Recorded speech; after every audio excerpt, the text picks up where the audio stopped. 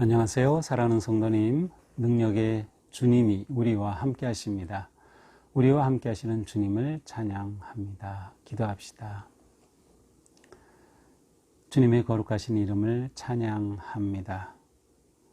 저희들을 구원하시고 사랑하여 주시고 돌보시는 그 은혜에 감사드립니다. 오늘도 저희들은 주님의 그 거룩한 음성에 귀를 기울이며 말씀 앞에 섭니다. 오늘도 주님의 말씀으로 저희들을 세워주시고 바른 길로 이끄시며 기꺼이 감사함으로 믿음의 길, 진리의 길 걸어갈 수 있도록 함께하여 주시옵소서. 예수님 이름으로 기도합니다. 아멘. 네, 오늘 말씀은 출애굽기 32장 1절에서 14절입니다. 출애굽기 32장 1절에서 14절입니다. 백성이 모세가 산에서 내려옴이 더딤을 보고 모여 백성이 아론에게 이르되 일어나라, 우리를 위하여 우리를 인도할 신을 만들라. 이 모세 곧 우리를 애굽 땅에서 인도하여 낸 사람은 어찌 되었는지 알지 못함이니라. 아론이 그들에게 이르되 너희의 아내와 자녀의 귀에서 금고리를 빼어 내게로 가져오라. 모든 백성이 그 귀에서 금고리를 빼어 아론에게로 가져가매 아론이 그들의 손에서 금고리를 받아 부어서 조각칼로 새겨 송아지 형상을 만드니 그들이 말하되 이스라엘아, 이는 너희를 애굽 땅에서 인도하여 낸 너희의 신이로다 하는지라. 아론이 보고 그 앞에 제단을 쌓고 이에 아론이 공포하여 이르되 내일은 여호와의 절일이니라 하니 이튿날에 그들이 일찍 일어나 번제를 드리며 화목제를 드리고 백성이 앉아서 먹고 마시며 일어나서 뛰놀더라. 여호와께서 모세에게 이르시되 너는 내려가라. 내가 애굽 땅에서 인도하여 낸 네 백성이 부패하였도다. 그들이 내가 그들에게 명령한 길을 속히 떠나 자기를 위하여 송아지를 부어 만들고 그것을 예배하며 그것에게 제물을 드리며 말하기를 이스라엘아, 이는 너희를 애굽 땅에서 인도하여 낸 너희 신이라 하였도다. 여호와께서 또 모세에게 이르시되 내가 이 백성을 보니 목이 뻣뻣한 백성이로다. 그런즉 내가 하는 대로 두라. 내가 그들에게 진노하여 그들을 진멸하고 너를 큰 나라가 되게 하리라. 모세가 그의 하나님 여호와께 구하여 이르되 여호와여, 어찌하여 그 큰 권능과 강한 손으로 애굽 땅에서 인도하여 내신 주의 백성에게 진노하시나이까. 어찌하여 애굽 사람들이 이르기를 여호와가 자기의 백성을 산에서 죽이고 지면에서 진멸하려는 악한 의도로 인도해 내었다고 말하게 하시려 하나이까. 주의 맹렬한 노를 그치시고 뜻을 돌이키사 주의 백성에게 이 화를 내리지 마옵소서. 주의 종 아브라함과 이삭과 이스라엘을 기억하소서. 주께서 그들을 위하여 주를 가리켜 맹세하여 이르시기를 내가 너희의 자손을 하늘의 별처럼 많게 하고 내가 허락하니 온 땅을 너희의 자손에게 주어 영원한 기업이 되게 하리라 하셨나이다. 여호와께서 뜻을 돌이키사 말씀하신 화를 그 백성에게 내리지 아니하시니라. 아멘. 자, 이제 모세는 이제 시내산에 올라가서 하나님을 배웠고 또 하나님이 주시는 그런 모든 말씀들을 다 봤죠. 또 그 계명을 특별히 증거판을 또 봤죠. 그래서 특별히 십계명이 기록된 그 증거판 둘을 이제 손에 넣게 됩니다. 자, 그런데 바로 그때 저 산 아래 이스라엘 백성들이 진을 치고 있는 그 진영에서는 예기치 않은 일이 일어나고 있었습니다.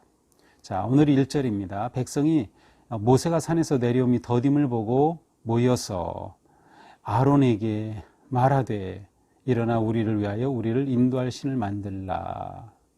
이 모세가 우리를 애굽 땅에서 인도하여 낸 사람은 어찌 되었는지 알지 못함이니라. 이들이 지금 모세가 산에서 계속 지체하고 있는 이러한 상황 속에서 아론을 찾아가서 이 모세가 내려오지 않는다.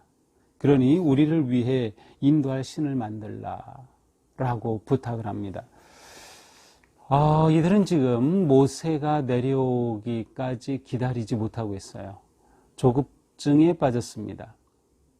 애굽에서 탈출하여 홍해를 가르고 이곳까지 이르러서 하나님이 주시는 놀라운 계명을 받고, 특별히 우리가 24장에서는 하나님과 언약식까지 했죠. 그런데 이들은 모세가 더디 내려옴을 보고 참지 못하여 아론에게 우리를 인도할 신을 만들라고 요청합니다. 어쩌면 이스라엘 백성들은 지금 모세를 거의 신과 같은 존재로 여기고 있음을 알 수 있어요. 우리를 인도할 신을 만들라. 지금까지 누가 인도했어요? 모세가 인도했죠. 물론 하나님께서 그들을 모세를 통하여 인도하셨어요. 그러나 이집트에 매여 있었던 이들에게는 아직 눈에 보이지 않는 하나님에 대한 그 신앙이 확고하지 못합니다. 이집트에서 가지고 있었던 그들의 과거의 영적인 그러한 모습이 그대로 되살아나는 거죠. 눈에 보여야 되는 거예요, 신이. 그들은 계속 그동안은 모세를 보면서 이렇게 따라왔는데 모세가 보이지 않으니 우리를 인도할 신을 만들라고 요청을 합니다. 하나님이 그들 가운데 계시고 보고 계시다는 생각은 아예 하지도 못하죠. 눈에 보이지 않는 하나님에 대한 마음과 믿음과 신뢰가 전혀 없는 모습을 봅니다. 정말 유아적인 그러한 그들의 모습입니다. 우리를 애굽 땅에서 인도하여 낸 이 사람이 어찌 되었는지 알지 못하기 때문이다. 모세가 어찌 되었는지 알지 못하기 때문에 우리는 신이 필요하다라고 요청을 합니다. 자, 여기에는 한편으로는 하나님에 대한 믿음이 있다고 하면 하나님에 대한 원망도 포함이 됩니다. 우리를 이렇게 인도하여 낸 하나님이 왜 우리를 이렇게 여기 그냥 머물게 이렇게 내버려 둡니까? 빨리 우리를 인도해 가셔야죠 하면서 하나님이 세웠던 이 모세, 여기는 좀 약간 조롱하는, 좀 이렇게 경멸하는 의미가 있어요. 이 모세라고 하면서 또한 하나님에 대한 원망이기도 합니다. 자, 이 말을 듣고 아론이 어떻게 합니까? 너희 아내와 자녀의 귀에서 금고리를 빼어 내게로 가져오라. 자, 아론은 이러한 때 무슨 소리냐? 우리가 좀 더 기다리자 하면서 백성들을 격려해야 되는데 오히려 그들의 말에 넘어가서 너희 아내와 자녀의 귀에서 금고리를 빼어 가져오라 라고 합니다. 그래서 모든 백성이 귀에서 그 금고리를 빼어서 아론에게 가져옵니다. 그러자 4절, 아론이 그들의 손에서 금고리를 받아 부어 조각칼로 새겨 송아지 형상을 만드니, 그 가져온 금을 다 부어서 녹여가지고 그 덩어리를 새겨서, 조각칼로 새겨서 송아지 형상을 만들었습니다. 여기서 부어서라고 하는 말에서 어쩌면 이 송아지 모양의 거푸집에 부어서 그냥 만들었을 수도 있고, 여기 조각칼로 새겨서, 아마 두 가지가 다겠죠. 다 모아서 녹여 부어야 했고, 대략적인 형상의 모양에다가 이제 조각칼로 세밀하게 새긴 것이라고 생각이 됩니다. 그러면서 아론이 말합니다. 이렇게 송아지 형상을 만들어 가지고 말하되, 이스라엘아, 이는 너희를 애굽 땅에서 인도하여낸 너희의 신이로다. 이게 말이 됩니까? 송아지를 만들어 놓고 이것이 너희를 인도하여낸 신이라는 겁니다. 이 송아지 크기는 얼마나 되었을까요? 우리 생각하기에 굉장히 큰 송아지였을 것 같은데, 귀고리에 있는 금 모아서 만든 송아지입니다. 그리고 가나안 땅에서 이 토착민들이 가지고 있었던 금으로 만든 이 신들의 형상들을 보면 아주 작아요. 20cm, 30cm 되는 한 요 뼘 되는 조그만 송아지 상을 만들어 놓고 이것이 너희를 인도하여 낸 신이라고 하는 것이죠.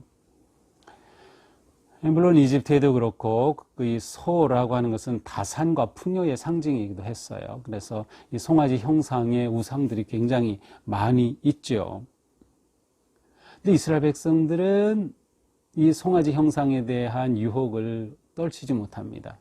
이것으로 끝난 게 아니에요. 사실은 가나안 땅에 들어간 이후에도 또 새로운 왕국이 세워졌을 때 분열 왕국의 시작은 여로보암, 르호보암, 그러니까 솔로몬의 아들 때에 나누어지죠. 아들이었던 르호보암이 남유다, 또 신하였던 여로보암이 북이스라엘을 만들게 되는데 그때 여로보암이 똑같이 금 신상을 송아지 신상을 만들기도 했어요. 그러니까 굉장히 인간이 가지고 있는 어떤 내적인 욕망에 얼마나 넘어가기 쉬운가 하는 것을 보여주기도 합니다. 또한 아론이 5절에 보니까 그 앞에 제단을 쌓고 공포하여 이르되 내일은 여호와의 절이니라. 내일은 여호와의 절기다. 그렇게 선포하니까 6절 이튿날에 그들이 일찍 일어나 번제 드리며 화목제를 드리고 백성이 앉아 먹고 마시며 일어나 뛰놀더라. 정말 상상할 수 없는 일이 벌어지는 거죠. 분명히 앞에 소리가 보았지만 하나님께서는 제단을 쌓을 때는 이러이렇게 해야 한다. 모든 식양과 크기와 구조 다 말씀해 주셨어요. 물론 이 아론은 지금 그러한 그 제단이 아니라 자기 멋대로 자기 제단을 쌓은 겁니다. 자기 멋대로 여호와의 날, 여호와의 절기라고 자기 멋대로 선포한 겁니다. 그리고 백성들은 그거에 장단 맞춰서 그 다음날 모여서 먹고 마시고 뛰놀면서 축제와 같은 광란의 축제를 벌이고 있습니다. 자, 이 아론의 행동이 참 뜻밖입니다. 이 모세의 최고 중요한 그 보좌관인 이 아론, 모세의 형이기도 한 아론인데 왜 이렇게 했을까? 어쩌면 아론에게는 나름 교만한 마음 있지 않았을까?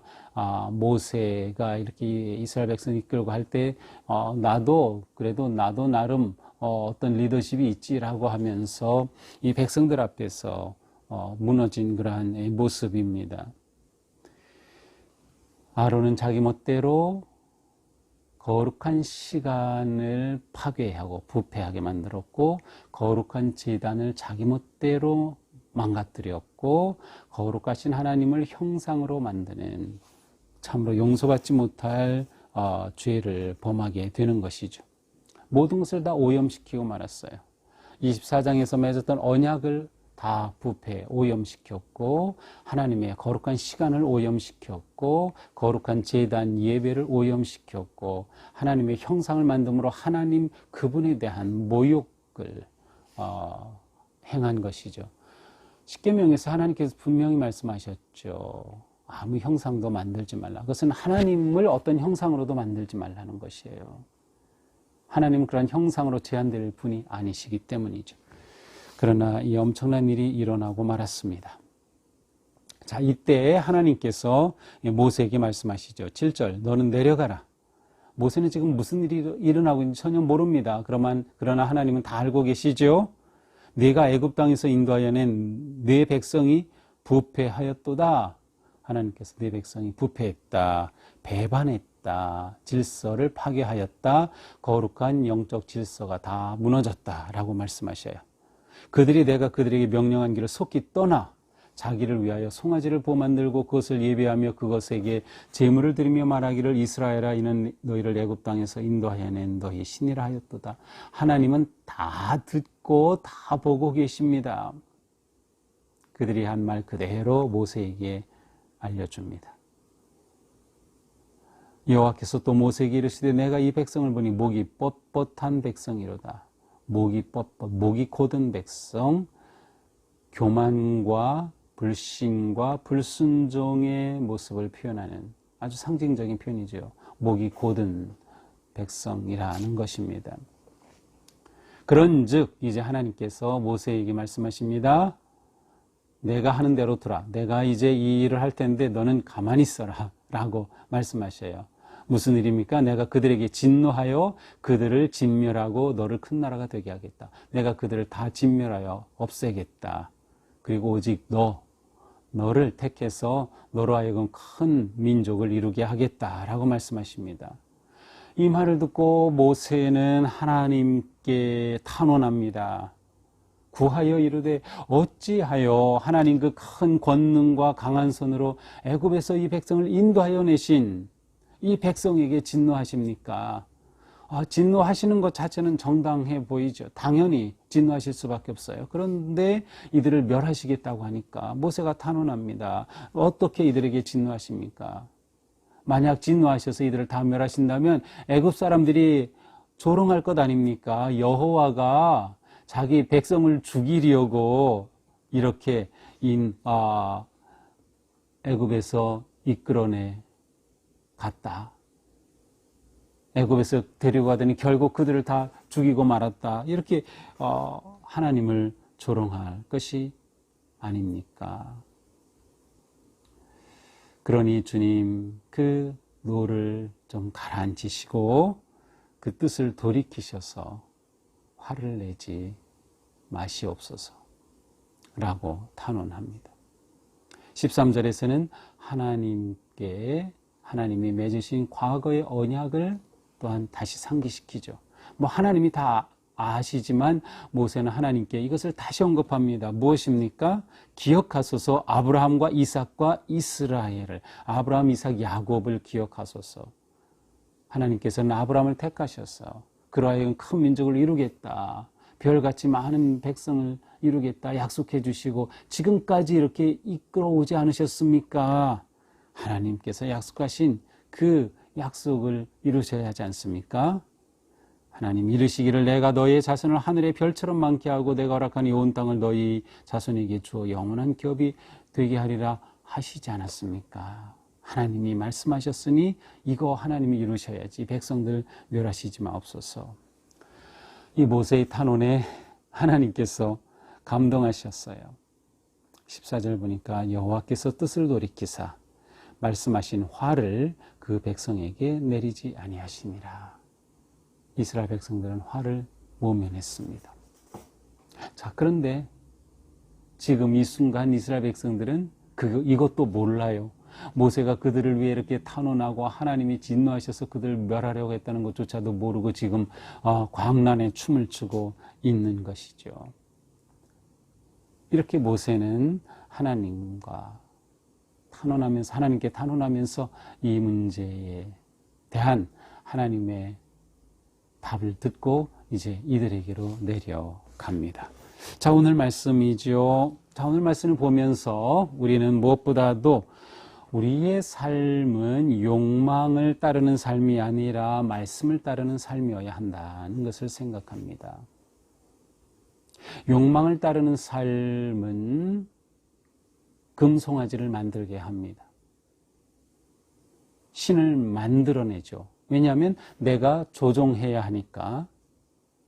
내가 조종하는 신, 내가 조종할 수 있다면 내게 복을 줘 하고 내가 신을 조종하는 거죠.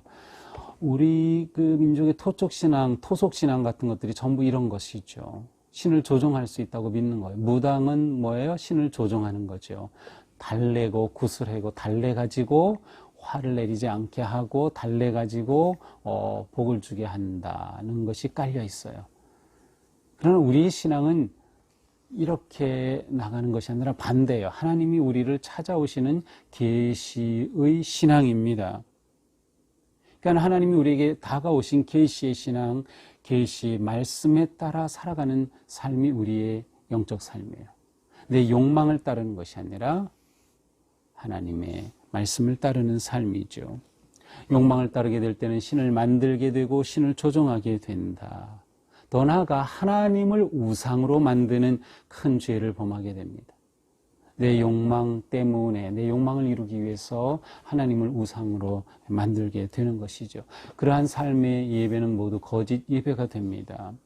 아론이 자기 멋대로 제단을 쌓고 절기를 선포한 것 같이 내 욕망에 따라 예배하고 내 욕망에 따라서 신앙생활을 하는 거죠. 겉으로 볼 때는 거룩한 것 같은데 내적으로는 부패한 것이죠.